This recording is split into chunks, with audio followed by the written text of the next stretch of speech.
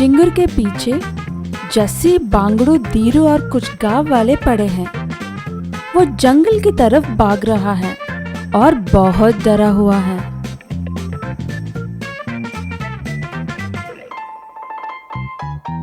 एक बार हाथ लग जा मेरा, फिर वो हाल करूंगा तेरा कि कोई पहचान नहीं पाएगा। ये कहाँ फंस गया मैं?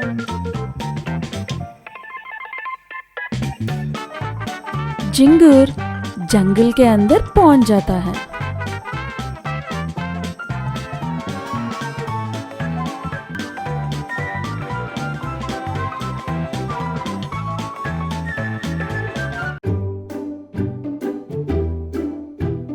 छोड़ दो उसका पीछा, वो तो जंगल में चला गया, वापस जरूर आएगा, तब देखेंगे। ऐसे कैसे जाने देगा? जैसे उसने मेरे दुकान से 2 अंडे चुराया है। अबे जाने देना, 2 अंडों से ना वो अमीर बनेगा ना तो गरीब, छोड़ उसे।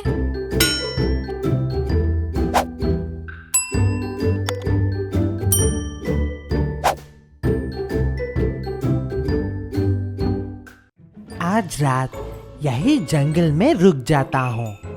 कल सुबह जल्दी उठकर अपने चाचा के गांव पाइजामापुर चला जाऊंगा। ऐसे अपने आप को हिम्मत देते हुए जिंगुर जंगल में एक सुरक्षित जगह की तलाश में आगे जाता है। थोड़ी दूर चलने के बाद जिंगुर को एक गुफा दिखाई देती है। उस गुफा के सामने से इतना पानी बह रहा था कि उस गुफा को देख पाना तक मुश्किल था। आज की रात गुजरने के लिए यह गुफा सही है। कोई भी जानवर इसके अंदर नहीं आ सकता है। ये कहकर जिंगुर पानी में भीगते हुए गुफा के अंदर जाता है।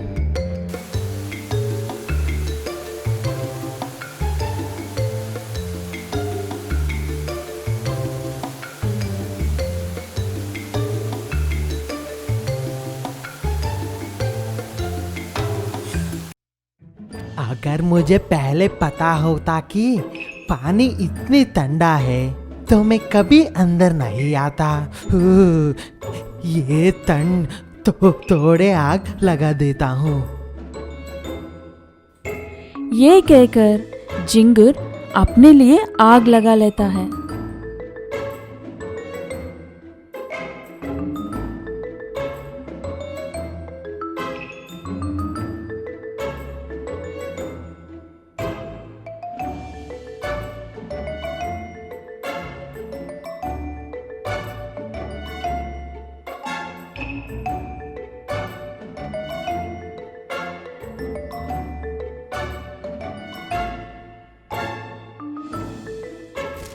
आग के सामने बैठकर अब थोड़ा बेहतर है। ये कहकर जिंगुर अपने हाथ में एक आग वाले लकड़ी के लेकर गुफा के अंदर जाता है।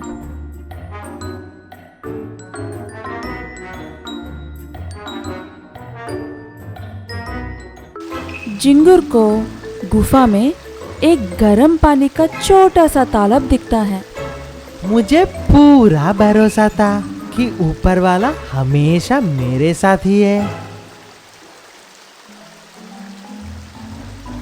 ये कहकर जिंगुर उस गर्म पानी में नहाता है।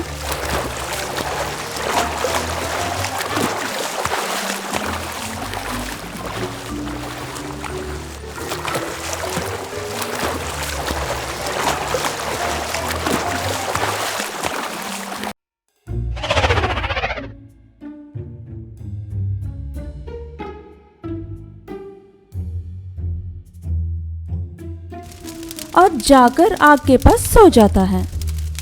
गुफा के पानी में नहाने की वजह से जिंगुर का शरीर गायब हो गया था और वो इस बात से अनजान होकर आराम से सो रहा है।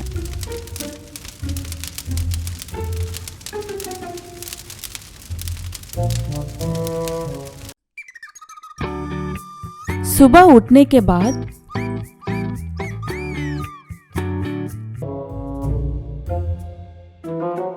ये मुझे क्या हो गया? मेरा शरीर मुझे क्यों दिखाई नहीं दे रहा है?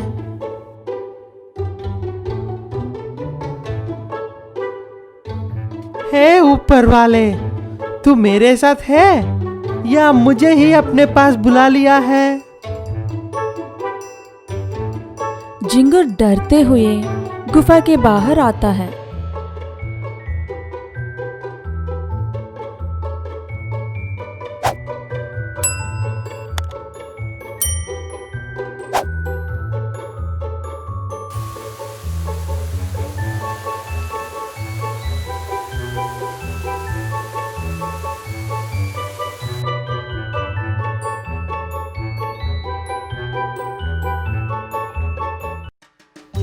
जिंगुर को गुफा के बाहर आने के बाद पता चलता है कि उसका सिर्फ शरीर गायब हुआ है, बाकी सब नॉर्मल ही है। मंगलपुर वालों ने मुझे बहुत परेशान किया है, अब मेरी बारी है। मंगलपुर वालों, मैं आ रहा हूँ। 2 कदम चलने के बाद सॉरी गॉड, आप मेरे साथ ही हो। अगले एपिसोड में देखते हैं जिंगुर अपने गायब शरीर के साथ क्या क्या करने वाला है। थोड़े इंतजार करो, मैं आ रहा हूँ फिर से।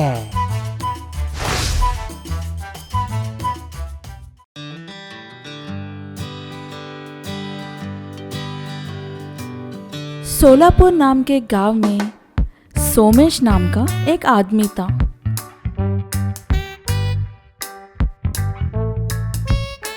सोमेश खुद को बुद्धिमान समझने वाला बेवकूफ था। जब भी लोग उसे कुछ कहते, वे ऐसा अभिनय करता जैसे कि वो सब कुछ जानता हो। बड़ा गर्व था उसे खुद पर और लोगों को मुफ्त के शायरी सुनाता था।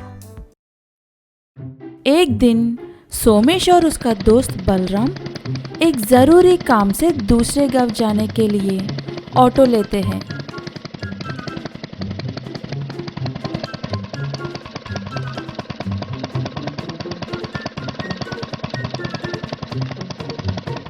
रास्ते में सोमेश बोला, अरे बॉय, जरा ऑटो रोको, जल्दी रोको रे बाबा। हमें यहाँ नहीं उतरना है। वो तो मुझे भी पता है। भाई साहब, तुम ऑटो रोकते हो या नहीं? अगर हम बीच रास्ते में रुक गया तो हमारा काम पूरा कैसा होगा रे सोमेश? रोकते हो या मैं कूद जाऊं? ये कहते ही ऑटो वाले भाई साहब उन्हें बीच रास्ते में छोड़कर चले गए।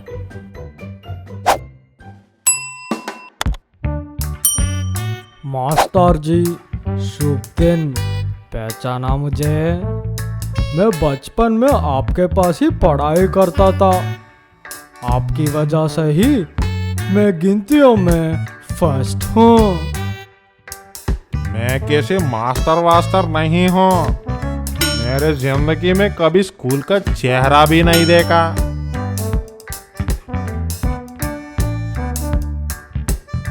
अबे सोमेश, इसके लिए तो ऑटो रोककर भाग आया। क्या है ना, बड़ों का सम्मान करना चाहिए, ये हमारे बुजुर्गों ने सिखाया ना। लेकिन वो तो बिल्कुल अपना मैथ्स मास्टर की तरह दिख रहा था ना भाई।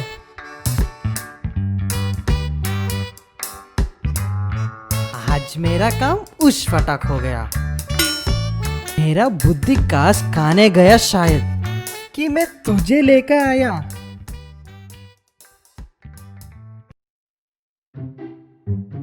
अगले दिन सोमेश एक बढ़िया बाइक खरीद करके घर ले आया।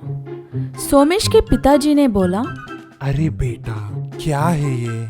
हमारी घर की रोजी रोटी काफी मुश्किल से काटता है और तुम नया बाइक खरीद ले आया। पिताजी, जिंदगी में हर सुख का अनुभव करना चाहिए, ऐसा हमारा बुजुर्गों ने सिखाया है। इसीलिए बाइक का आनंद लेने में एक नया खरीद डाला। अबे नालायक, बुजुर्गों के बाद तुम्हें ऐसा समझ आया? एक और बात, हमारे चिकन के व्यापार संभालने से पहले बुजुर्गों ने ये भी कहा कि बड़े लोग की बात सुने। ओ, ये भी तो है। ठीक है पिताजी, आज से मैं चिकन का व्यापार संभाल लूंगा।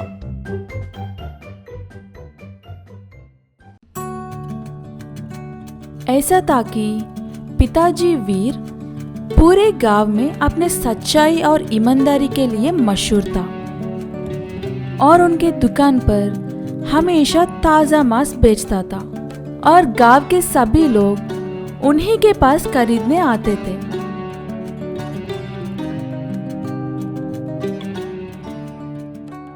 और अब दुकान सोमेश के हाथों में था।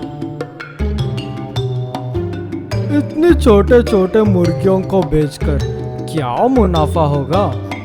किसी भी तरह अपना बुद्धि इस्तेमाल करके अपना कमाल दिखाना होगा।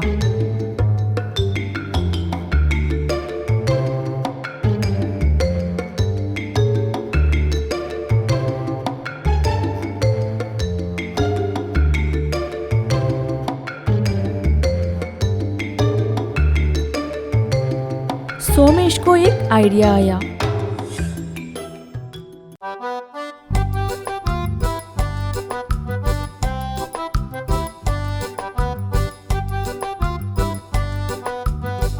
तुरंत ही वो एक हवा का पंप ले आया और मुर्गियों के अंदर हवा भरकर उन्हें गुब्बारों की तरह फुलाने लगा। इसकी वजह से सब मुर्गी बड़े बड़े दिखाने लगे।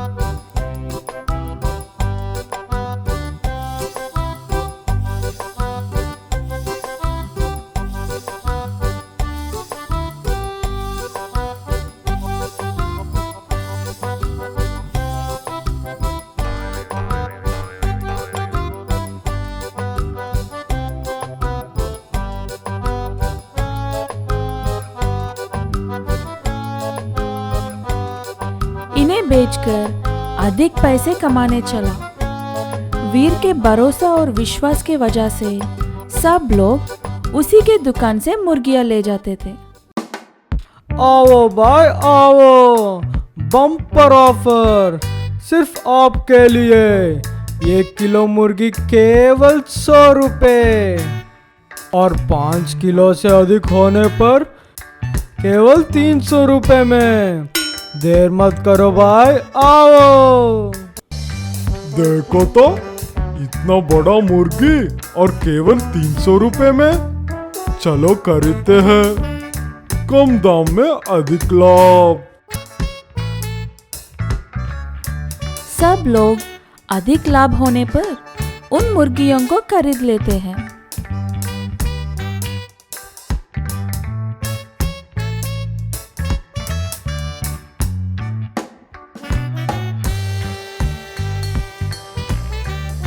लेकिन घर ले जाकर उसे पकाने पर ठीक से 1 केजी भी नहीं आता था।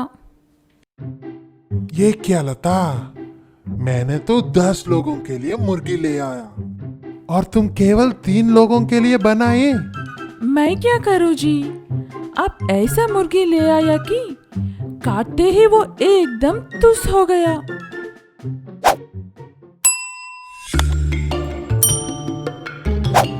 ये क्या चल रहा है? ये सोमेश मुझसे अधिक पैसे कैसे कमाने लगा? दाल में कुछ काला है। ये खुद से सोचकर दुकान की ओर निकल पड़ा।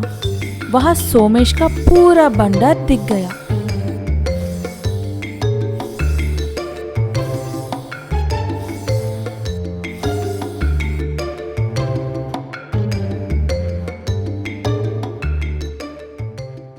अब सोमेश को सबक सिखाने के लिए वीर 2 गुंडों को उनके दुकान पर मुर्गी खरीदने भेजा।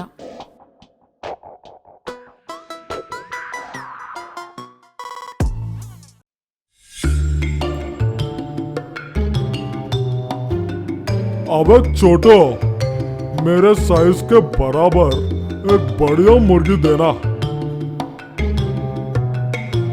ठीक है जनाब। ये कहकर हमेशा की तरह एक हवा से भरा मुर्गी ले आया।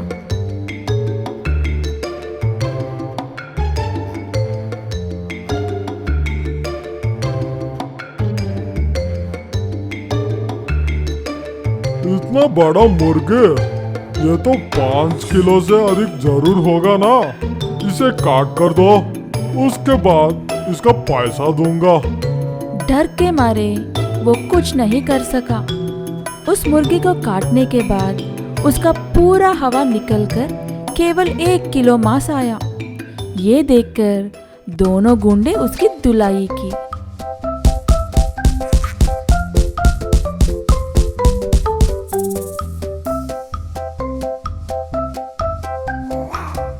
ऐसा काम करेगा तो पिटाई तो मिलेगा ना बेटा। अब तो तुम्हें सीख मिल ही गया। हाँ पिताजी, तुम बिल्कुल चिंता मत करो। जो कुछ भी हुआ वो अपना भलाई के लिए होता ना। ऐसा हमारे बुजुर्गों ने सिखाया है। मुझे लाट मिला तो मेरे भलाई के लिए है ना पिताजी। हो हो। ये इस जन्म में बदलेगा नहीं।